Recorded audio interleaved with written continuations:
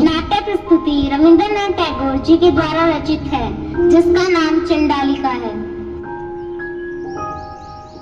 ये गांव का एक कुआं है जहां महिलाएं पानी भरने आती हैं।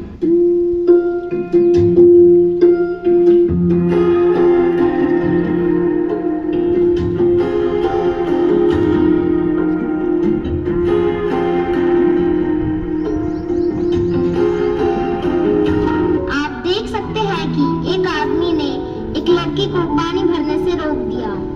क्यों? ऐसा क्यों हुआ? क्योंकि वो एक चंडालिनी परिवार से थी। क्या ये सही है?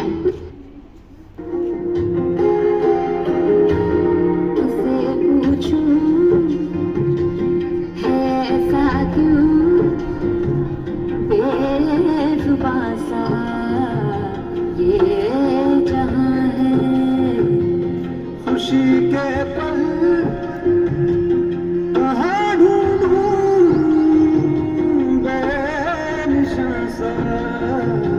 वक्त भी यहाँ है। जाने कितने लबों पे गिरे हैं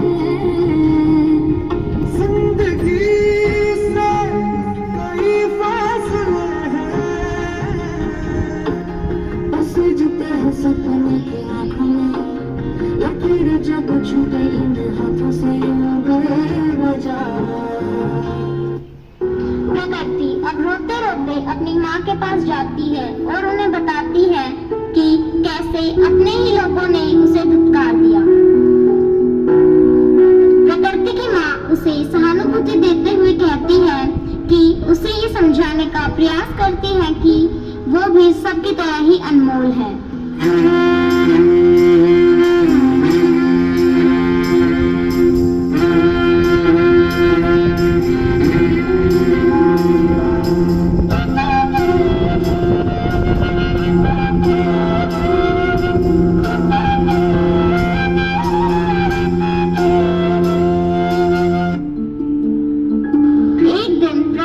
उसी कुएं के पास बैठी हुई थी।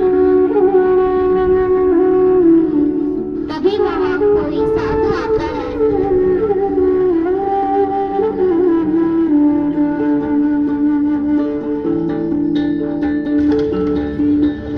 और प्रकृति से पानी मांगता है। प्रकृति साधु को ये कहते हुए मना कर देती है कि वह एक चंडालिनी परिवार से है और उसे किसी साधु को पानी पिलाने की अनुमति नहीं है। लेकिन साधु किसी की भी परवाह किए बिना उसे समझाते हैं कि संसार के सभी मनुष्य एक ही है और वो खुद को औरों के जैसे सामान्य मनुष्य ही समझे, ना कि श्रापित। प्रकृति ने कुएं से पानी निकालकर साधु की प्यास बुझाई।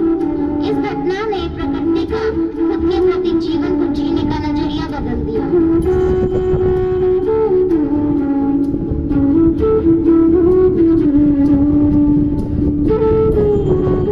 देखिए प्रकृति कितनी खुश है, इतनी प्रसन्न की जैसे उसका नया जन्म हुआ है, उसे नया जीवन मिला, उसे पहली बार समानता का एहसास हुआ। खुशी से झूमती हुई प्रकृति को देखकर उसकी माँ उसे खुशी का कारण पूछती है। उत्सुक प्रकृति ने अपनी माँ को सारी घटना बताई, लेकिन उसकी माँ इस सब से बिल्कुल खुश नहीं थी। अपितु उन्होंने प्रकृति को उसकी लापरवाही के लिए उसे सावधान किया।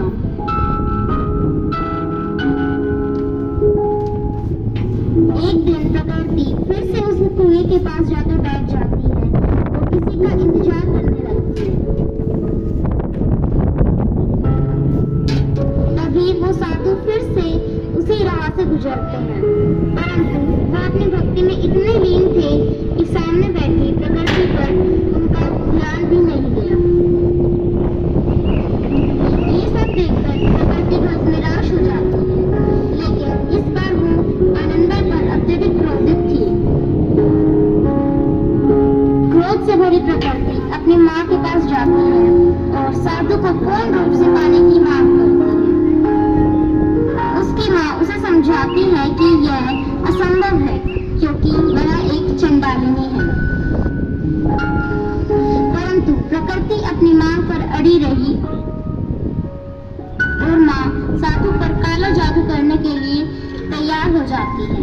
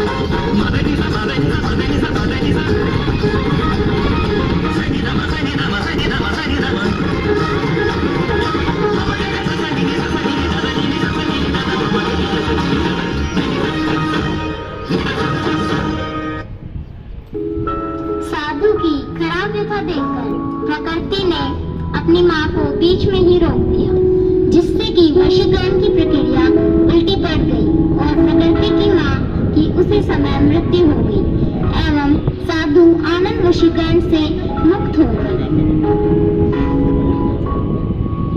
साधु आनंद ने इस सारी घटना के बाद भी प्रकृति को क्षमा करते हुए उसे आशीर्वाद दिया।